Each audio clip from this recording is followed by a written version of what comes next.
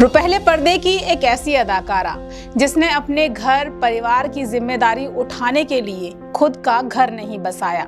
अपने बेजोड़ अभिनय के दम पर इस अदाकारा ने लाखों दिलों पर राज किया।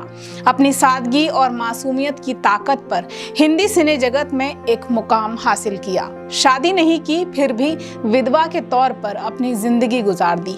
कौन थी ये अदाकारा जो बनना चाहती थी सोल्जर और बन गई एक्टर? आज सुनाऊंगी आपको फिल्म जगत की एक और बेहतरीन अदाकारा के जीवन की अनसुनी कहानियां। नमस्कार, आप देख रहे हैं देश रोजाना की स्पेशल सीरीज सिने सितारों की अनसुनी कहानियां, जिसमें आज सुनाऊंगी आपको एक्ट्रेस नंदा की अनसुनी कहानियां। 8 जनवरी साल 1939 को महाराष्ट्र के कोल्हापुर में जन्मी नंदा ने 25 मार्च 1914 को महाराष्ट्र के मुंबई में 75 साल की उम्र में इस दुनिया को अलविदा कहा। अपनी दिलकश अदाओं से दर्शकों के मन को मोह लेने वाली एक्ट्रेस नंदा सिने जगत में दिए अपने योगदान के लिए हमेशा याद की जाएंगी और जिंदा रहेंगी तमाम उन सिने प्रेमियों के जहन में जिन्होंने नंदा के दौर को देखा, उनके अभिनय को देखा और सराहा। बहुत कम लोग ये जानते होंगे कि अपने दौर की सफल एक्ट्रेस नंदा कभी स्कूल नहीं गई, लेकिन उस दौर के इंडियन फिल्म इंडस्ट्री के एक्टिंग टीचर थे गोकुलदास वी मक्की, जिन्होंने नंदा को घर पर ही पढ़ाया था। नंदा का पूरा नाम था नंदा कर्नाटकी। उनको जितना प्यार बॉलीवुड करता था उससे कहीं ज्यादा प्यार वो आजाद हिंद फौज और नेताजी सुभाष चंद्र बोस से करती थी। एक इंटरव्यू के दौरान उन्होंने खुद बताया था कि वो बचपन से ही आजाद हिंद फौज में जाना चाहती थी और देश की आजादी के लिए एक स्वतंत्रता सेनानी बनकर लड़ना चाहती थी। वो अलग बात है कि जिम्मेदारियों के तले दबी उनकी किस्मत उन्हें कोल्हापुर से माया नगरी मुंबई ले आई। अभिनेत्री नंदा दामोदर ने बाल कलाकार के तौर पर अपने फिल्मी करियर की शुरुआत की। वो अपनी सादगी और मासूमियत के दम पर अभिनय की सबसे बड़ी ताकत बनकर बेहतरीन अभिनेत्री हुई। उनकी फिल्म जब जब फूल खिले में उन पर फिल्माया गया गाना ये समा आज भी लोगों के दिलो दिमाग पर छाया रहता है। नंदा दामोदर के पिता विनायक दामोदर मराठी फिल्मों के अभिनेता और निर्देशक और रंगमंच के जाने माने हास्य कलाकार भी थे। भाई बहनों में सबसे छोटी थी नंदा। घर में शुरू से ही उन्हें फिल्मी माहौल मिला था। नंदा के पिताजी चाहते थे कि नंदा भी फिल्मों में काम करें, लेकिन नंदा की अभिनय में कोई दिलचस्पी नहीं थी। नंदा ने एक इंटरव्यू के दौरान बताया था कि साल 1944 में जब वो मात्र 5 साल की थी, तब एक दिन स्कूल से वापस आने के बाद उनके पिताजी ने उनसे कहा कि तुम्हारी फिल्म की शूटिंग है और तुम्हारे बाल कटवाने पड़ेंगे। ये सुनकर नंदा बहुत नाराज हुई और उन्होंने कहा कि मुझे कोई शूटिंग नहीं करनी और ना ही मैं बाल कटवाऊंगी। लेकिन अपनी माँ के समझाने पर नंदा मान गई। उनकी पहली फिल्म थी मंदिर। इस फिल्म के निर्देशक उनके पिताजी ही थे, लेकिन फिल्म पूरी होने से पहले ही उनके पिताजी का निधन हो गया और नंदा को घर के आर्थिक हालात जब खराब हुए तो उन्हें घर, बंगला, कार सब परिवार वालों को बेचना पड़ा और इस तरह मजबूरी में नन्ही नंदा फिल्मों में अभिनय करने के लिए आ गई। नंदा अपने दौर की बेहतरीन, खूबसूरत और बेहद हसीन अदाकारा थी। जब नंदा ने बॉलीवुड में कदम रखा तो उनकी छवि छोटी बहन की बन चुकी थी, क्योंकि वो सिर्फ 5 साल की उम्र में ही फिल्मों में काम करने लगी थी।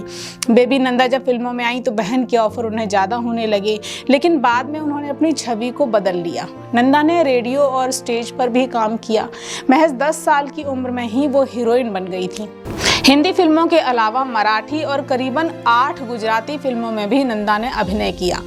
दिनकर पाटिल की निर्देशित फिल्म थी कुल देवता। इसके लिए नंदा को पूर्व प्रधानमंत्री जवाहरलाल नेहरू ने विशेष पुरस्कार से नवाजा था।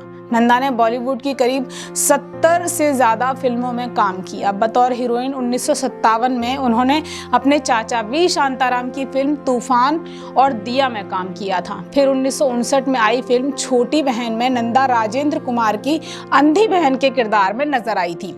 तब दर्शकों को उनका अभिनय बेहद पसंद आया था। उनके अभिनय का जादू दर्शकों पर ऐसा चला कि फिल्म को देखने वाले सैकड़ों लोगों ने उस वक्त नंदा के लिए राखियां भेजी थी। इसी साल आई फिल्म धूल का फूल राजेंद्र कुमार की सुपरहिट फिल्म रही थी। यही वो फिल्म थी जिसने नंदा को बुलंदियों पर पहुंचाया था। साल 1960 की फिल्म थी काला बाजार। जिसमें नंदा एक बार फिर से बहन के रोल में ही दिखाई दी। इस फिल्म में वो देवानंद की बहन बनी थी। नंदा की सबसे ज्यादा फिल्में थी शशि कपूर के साथ। बताया जाता है कि जब कोई भी स्टार एक्ट्रेस उनके साथ काम करने से इनकार कर देती थी, शशि कपूर के साथ जब किसी ने काम नहीं किया, तब नंदा ने उनके साथ काम करना मंजूर किया और ये ऑन स्क्रीन ऐसी जोड़ी थी जो खूब चली। साल 1961 में चार दीवारी, 1962 में मेहंदी लगी मेरे हाथ और 1965 में आई फिल्म जब जब फूल खिले। ये तमाम फिल्में ऐसी थीं जिसमें शशि कपूर के साथ उनकी जोड़ी सुपरहिट रही। दोनों ने एक साथ 8 फिल्में की और दोनों एक दूसरे के फेवरेट स्टार तक कहलाई। नंदा काम तो पा रही थी, लेकिन उनके अभिनय का सही इस्तेमाल शायद नहीं हो पा रहा था, क्योंकि वो अपनी नाजुक, छुई मुई और प्यारी सी लड़की वाली जो छवि, जो इमेज बन चुकी थी, उसे तोड़ना चाहती थी। 1959 में उनकी फिल्म आई इत्तेफाक। राजेश खन्ना के साथ ये फिल्म उनकी थी, जिसमें उन्होंने नेगेटिव रोल निभाया था, लेकिन दर्शकों को उनका ये किरदार बिल्कुल भी पसंद नहीं आया। फिर 1973 में आई उनकी फिल्म नशा, जिसमें नंदा ने ड्रग एडिक्ट की भूमिका निभाई थी, लेकिन ये फिल्म भी कोई खास कमाल नहीं दिखा पाई। तब शायद नंदा खुद ये समझ गई कि ग्लैमर के रंग देने के चक्कर में जो उनकी कोशिश थी वो नाकाम हो रही है और उन्हें लोग सराह नहीं रहे हैं। इसके बाद नंदा ने साल 1974 की फिल्म असलियत, जुर्म और सजा, साल 1977 में आई फिल्म प्रायश्चित जैसी कई फिल्में की, लेकिन तब तक शायद नंदा की खुमारी, उनका दौर खत्म हो गया था। लिहाजा उन्होंने खुद को पहले पर्दे की चकाचौंध से दूर कर लिया और 4 दशक लंबे सिने करियर में नंदा ने अपनी दमदार अभिनय प्रतिभा के बल पर दर्शकों के दिलों पर राज किया, उनका दिल जीता। लेकिन फिर भी उन्हें ये मलाल रहा कि उन्होंने किसी भी फिल्म के लिए बेस्ट एक्ट्रेस का फिल्म फेयर पुरस्कार जो था वो नहीं दिया गया। नंदा के खास दोस्तों में जो दोस्त कही जाती थी उस दौर की उनकी, वो थी माला सिन्हा और वहीदा रहमान। ये 2 नाम थे। वहीदा और नंदा ने फिल्म काला पत्थर में एक साथ काम किया था, जिसके बाद दोनों में अच्छी दोस्ती हो गई थी। जिस रोज नंदा ने दुनिया को अलविदा कहा, वहीदा मुंबई में ही एक बुक लॉन्च की जो प्रोग्राम था उसके लिए जा रही थी, लेकिन जब उन्हें ये पता चला कि नंदा इस दुनिया में नहीं रही तो वो उस प्रोग्राम के लिए नहीं गई थी। परिवार की जिम्मेदारियां उठाने के दौरान अपना घर बसाने के बारे में नंदा ने कभी नहीं सोचा, क्योंकि उन्हें शायद इस चीज के लिए वक्त ही नहीं मिला। बॉलीवुड के गलियारों में ऐसा कहा जाता है कि वो डायरेक्टर मनमोहन देसाई से बेइंतहा मोहब्बत करती थी और देसाई भी उन्हें बेहद चाहते थे, लेकिन मासूम नंदा कभी मनमोहन देसाई को अपने दिल की बात बता नहीं पाई। मनमोहन देसाई ने जीवन प्रभा से शादी कर ली। किस्सा तो ये भी सुना जाता है कि मनमोहन देसाई ने जीवन प्रभा से सिर्फ इसलिए शादी की थी क्योंकि वो नंदा जैसी दिखती थी। मनमोहन की शादी के बाद नंदा तन्हाई और गुमनामी के अंधेरों में गुम हो गई और मनमोहन देसाई अपनी शादीशुदा जिंदगी में व्यस्त हो गई। कुछ साल बाद मनमोहन देसाई की पत्नी का निधन हो गया। इसके बाद मनमोहन ने नंदा के नाम अपनी मोहब्बत का पैगाम पहुंचाया और नंदा ने उसे कबूल कर लिया। जिस उम्र में नंदा को अपना प्यार मिला, अपनी मोहब्बत मिली, तब तक वो 52 साल की हो चुकी थी। साल 1992 में 53 साल की उम्र में नंदा ने मनमोहन देसाई के साथ सगाई की, लेकिन शायद किस्मत को यहाँ भी उनकी मोहब्बत मंजूर नहीं थी। नहीं मंजूर था कि उनकी जिंदगी में उनका प्यार वापस आए। सगाई के महज 2 साल के अंदर ही 1994 में मनमोहन देसाई की छत से गिरने के कारण मौत हो गई और दोनों कभी एक नहीं हो पाए। इस तरह नंदा मोहब्बत पाकर भी उससे महरूम रह गई और अनमैरिड ही रही। नंदा की आखिरी फिल्म थी प्रेम रोग, जिसमें नंदा ने पद्मिनी कोल्हापुरी की मां का किरदार निभाया था। यदि आपने ये फिल्म देखी हो तो नंदा इस फिल्म में सफेद लिबास में ही नजर आई थी। नंदा और मनमोहन देसाई की शादी बेशक नहीं हुई थी, लेकिन वो हमेशा उनके जाने के बाद से खुद को सफेद साड़ी में ही रखती थी।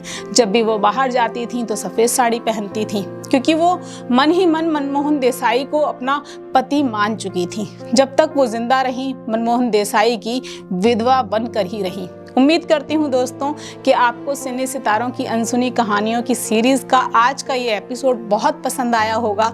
अगले हफ्ते फिर होगी आपसे मुलाकात किसी सिने सितारे के जीवन की ऐसी ही अनसुनी कहानियों के साथ। नमस्कार।